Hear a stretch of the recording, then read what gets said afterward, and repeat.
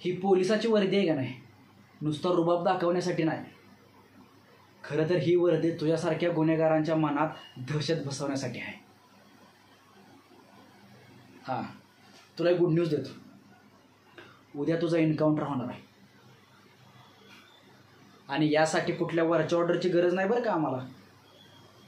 हां, आज ना उद्या तू मरणार तर होताच, पण हे माहीत नव्हतं की तू पोलिसांच्या हातातून मरणार आहेस.